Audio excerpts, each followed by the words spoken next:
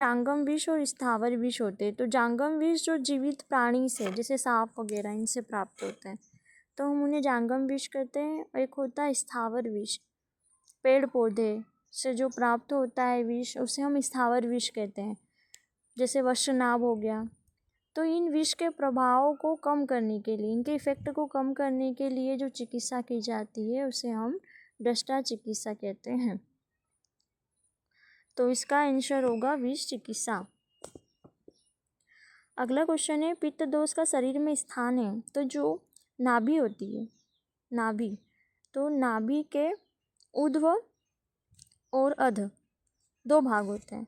तो अध भाग में वात का स्थान होता है और नाभि के मध्य में या शरीर के मध्य में पित्त का, और नाभि के ऊर्ध्व भाग में कफ का स्थान होता है, मतलब थोरेसिक कैविटी में कफ का स्थान होता है।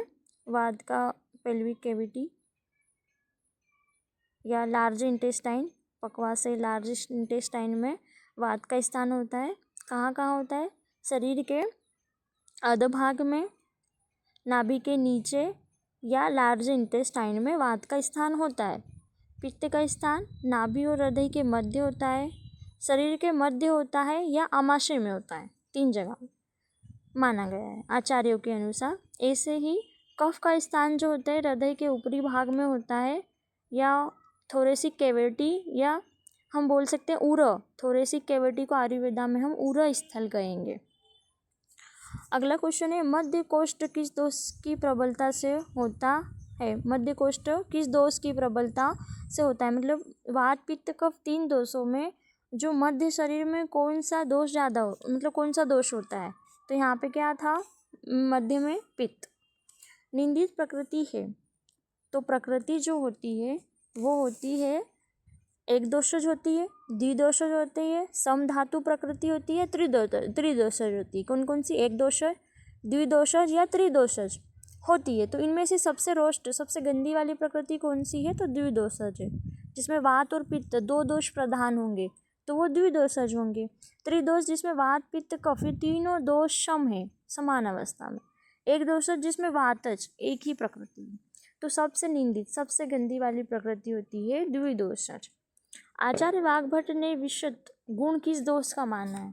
तो जो अष्टांग वाग्भट, अष्टांग हृदय के रचिता है जो वाग्भट ने, विचित्र गुण किस दोष का माना है? तो पित्त का मानना है। नेत्रों के लिए नित्य हितकारी अंजन है। तो जब भी हम मुख शुद्धि करते हैं, फेस वॉश करते हैं, उसके बाद नेत्रों के लिए नित्य हितकारी अंजन है। तो ये इसमें अंजन जो आँखों में ना सुरमा लगाना, आँखों में सुरमे लगाने को हम क्या बोलते हैं? अंजन कहते हैं। तो जो अंजन होता है ये कफ जो आँखों में चिप्पे आ जाते हैं, वो ऐसे उसे बाहर निकालता है। अंजन लगाने से जो कफ है वो बाहर निकलता है। तो 2 प्रकार के अंजन होते हैं, रसांजन और सोविरांजन। तो जो रसांजन है, कौन सा अंजन? रसांजन। इसको हम 1 वीक में एक ही बार यूज़ करते हैं रसांजन को। और जो सोविरांजन है इसे हम नित्य प्रतिदिन उपयोग कर सकते हैं, नेत्रों के लिए अच्छा होता है सोविरांजन। और रसांजन हम 1 वीक में एक बार यूज करते हैं। अगला क्वेश्चन है, शिरः स्वर्ण पादेषु विशेषण शील्येत किसके संदर्भ में कहा गया है? तो इसे बोलते हैं अभ्यंग। अभ्यंग के संदर्भ में क्या होता है? ये जो शीर होता है, सर में, कान में और पैरों में तेल लगाना, मालिश करना, अभ्यंग कहते हैं जिसे हम। तो ये मुख्य स्थान माने गए हैं शीर और हमारे पैर, जहाँ पे हमें अभ्यंग करने से हमें नींद अच्छे से आती है। अनिद्रा के पेशेंट में ये किया जाता है अभ्यंग, सिर, पैर में और कानों में। ये अगला क्वेश्चन है, व्यायाम की मात्रा। तो हमें कैसे पता चलेगा व्यायाम कितना करना है? तो जब तक हम हाँफने ना लग जाए, मुख से जब हम सांस लेने लग जाएं और हाथ पैर से पसीना आने लग जाए और ऐसा लगे कि हाँ शरीर की जो शक्ति है वो आधी हो गई है, तो उस समय हमें व्यायाम करना छोड़ देना चाहिए। इतनी मात्रा में हमें व्यायाम करना चाहिए। तो इसका आंसर होगा अर्धशक्त। अगला क्वेश्चन है, त्रिवर्ग है। धर्म अर्थ सुख, धर्म अर्थ काम, आहार निद्रा ब्रह्मचर्य वात पित्त कफ। तो धर्म अर्थ काम को हम त्रिवर्ग कहते हैं। धर्म अर्थ काम को त्रिवर्ग बोलते हैं। आहार निद्रा ब्रह्मचर्य को हम उप स्तंभ कहते हैं और वात पित्त कफ को हम त्रिस्तंभ कहते हैं। अगला क्वेश्चन है, अगस्त्योदय से निर्विष जल किस ऋतु का होता है? रात्रि में तारे निकलने के बाद चांद की किरणों में रखा हुआ जो जल होता है उसे हम अगस्त्योदय से निर्विष जल के, निर्विष मतलब जिसमें कोई विष टॉक्सिक ना हो वो जल, इसे हम हंसोदक जल भी कहते हैं। हंसोदक जल होता है हंस के समान सफेद वाइट क्लियर साफ जल।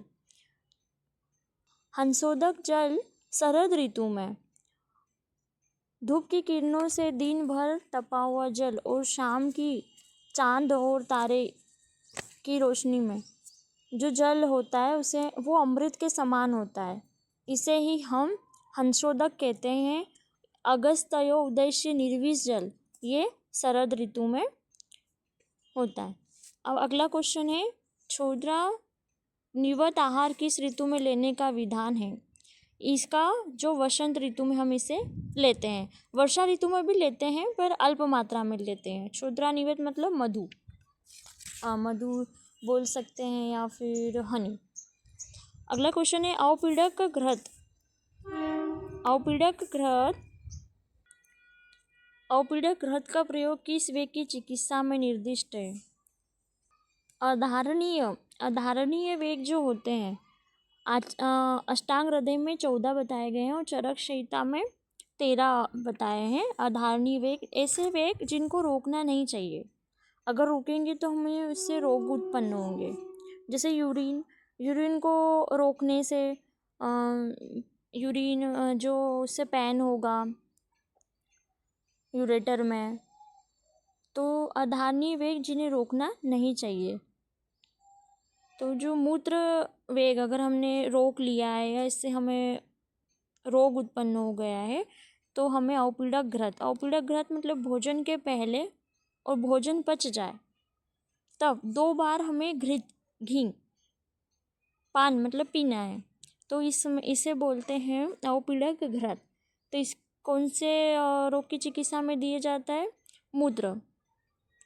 अगला क्वेश्चन है, ताम्रचूड़ कुक्कुट मांस का प्रयोग किस वेग की चिकित्सा में निर्दिष्ट है? तो मांस किसमें? शुक्र चिकित्सा में निर्दिष्ट है। अगला क्वेश्चन है, अष्टांग हृदय में द्रव्यों में कुल कितने वर्ग वर्णित है? तो 5 द्रव वर्णित है।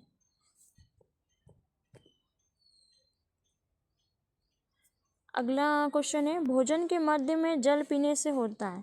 तो भोजन के मध्य में जल पीने से घुट घुट कर जो जल पीते हैं घुट घुट करके थोड़ा थोड़ा, तो उससे क्या होता है? धातु साम्य होती है, अमृत के समान माना गया है उसे। भोजन के मध्य में जल पीने से जो धातुएं होती है 7 रस रक्त मांस मेद अस्थि मज्जा और शुक्र, तो ये सारी सम अवस्था में होती है, बराबर होती है।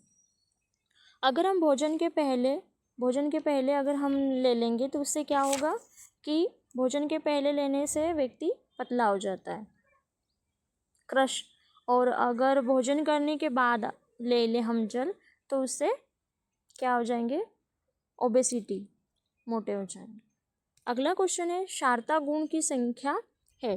तो जो गुण होते हैं किसी द्रव्य में जो गुण पाए जाते हैं तो वो होते हैं टोटल 4 प्रकार के। गुण कितने प्रकार के होते हैं? 4 प्रकार के। तो पहला है क्षारता गुण, दूसरा है गुणवादी गुण, तीसरा है परादी गुण और चौथा है आध्यात्मिक गुण। टोटल गुण 41 होते हैं, टोटल गुणों की संख्या 41 है, परंतु यहाँ पूछा है सार्था गुण की संख्या, तो यहाँ पे सार्था गुण 5 होते हैं, परादी गुण 10 होते हैं, गुणवादी गुण 20 होते हैं और आध्यात्मिक गुण 6 होते हैं। अगला क्वेश्चन है, सार्था गुण कितने होते हैं? 6। टोटल गुणों की संख्या 41 है पर गुणों की टाइप है 4, तो उसमें सार्था गुण 5 होते हैं। अगला क्वेश्चन है, आचार्य चरक अनुसार मूलनी द्रव्य की संख्या है? तो 16 है। मूलनी द्रव्य कितने हैं? 16 है। और एक और होता है फलिनी जिसकी संख्या है 19। अगला क्वेश्चन है वानस्पत्य कहते हैं। तो वानस्पत्य उसे कहते हैं जिसमें फल भी आते हैं और फूल भी आते हो, तो उसे बोलते हैं वानस्पत्य। जैसे आम हो गया, जामुन हो गया, तो वानस्पत्य कहते हैं जिसमें फल भी हो फूल भी हो। और वनस्पति किसे कहते हैं जिसमें पुष्प जो कलिका से ढके होते हैं, दिखते ही नहीं है। जो फूल होते हैं वो दिखते नहीं है, कलिका से ढके हुए रहते हैं, तो उन्हें बोलते हैं वनस्पति। जैसे कि वट गुलर में ये सब वनस्पति होते हैं। पर वानस्पति में जिसमें फल भी होते हैं और फूल भी दिखाई देते हैं, जैसे जामुन में और आम में। अगला क्वेश्चन है शारीरिक दोषों की चिकित्सा। शारीरिक रोगों की चिकित्सा है, तो जो दोष होते हैं, रोग जो उत्पन्न होते हैं वो होते हैं शारीरिक रोग, मानसिक रोग। शारीरिक रोग जो वात पित्त कफ इनके बढ़ने या कम होने से जो रोग उत्पन्न होते हैं। एक होते हैं मानसिक रोग, जो मन के अनुकूल ना होने पर या अपनी मन की ना होने पर, अपनी प्रिय वस्तुओं के ना मिलने पर, तो इससे क्या होता है कि मानसिक रोग उत्पन्न हो जाते हैं। तो यहाँ पूछा गया है शारीरिक रोग की चिकित्सा है, तो शारीरिक रोग की चिकित्सा मतलब औषधि क्या है, शारीरिक रोगों को कैसे ठीक किया जाता है। तो जो औषध होती है वो 3 टाइप में होती है, देव व्यापाश्रय, युक्ति व्यापाश्रय और सत्वावच। तो जो शारीरिक रोगों की चिकित्सा में देव व्यापाश्रय और युक्ति व्यापाश्रय दोनों की चिकित्सा की जाती है। देव व्यापाश्रय क्या होते हैं, जिसमें मंत्र, माला इनका धारण किया जाता है, पूजा करवाई जाती है, ये देव व्यापाश्रय है। युक्ति व्यापाश्रय क्या है, जिसमें अच्छा पौष्टिक आहार दिया जाता है, औषधि दिया जाता है, चूर्ण वटी, ये सारा जो चिकित्सक होता है वो पेशेंट को एक योजना बनाकर देता है उसकी प्रकृति देख कर कि इसकी प्रकृति क्या है, कौन सी ऋतु चल रही है, तो प्रकृति के अनुसार, ऋतु के अनुसार, कौन से देश में रह रहा है, उसके अनुसार पूरी योजना बनाकर जो चिकित्सक होता है वो रोगी को मेडिसिन देता है। इसे बोलते हैं युक्ति। युक्ति का मतलब होता है योजना बनाकर औषधि को देना, युक्ति व्यापाश्रय। अगला है सत्वावजय। ये मानसिक रोगों की चिकित्सा में दिया जाता है। सत्वावजय औषधि क्या होती है, तो मतलब सत्वावजय औषधि होती है कि जो भी वो सोच रहा है, उसके मन में जो भी सोच रहा है उसको वो काम ना करवाते हुए मंत्र और धैर्य और इस तरीके से उसकी चिकित्सा की जाती है। साइकोथेरेपी इस मॉडर्न में कहते हैं इसे। अगला क्वेश्चन है त्रिसूत्र आयुर्वेद है, तो त्रिसूत्र आयुर्वेद क्या है। आयुर्वेद हेतु, लिंग और औषध, ये त्रिसूत्र हैं। आहार, निद्रा, ब्रह्मचर्य। अगले क्वेश्चन में मैंने बताया था कि आहार, निद्रा, ब्रह्मचर्य क्या है। ये आहार, निद्रा, ब्रह्मचर्य उपस्तंभ है। और जो वात पित्त कफ त्रिस्तंभ है। तो हेतु, लिंग, औषध त्रिसूत्र है। तो त्रिसूत्र आयुर्वेद है, तो इसका आंसर हो जाएगा हेतु, लिंग, औषध। और आहार, निद्रा, ब्रह्मचर्य उपस्तंभ है। और शारीरिक रोग की चिकित्सा होती है तो देव व्यापाश्रय भी होती है और युक्ति व्यापाश्रय होती है, दोनों होती है।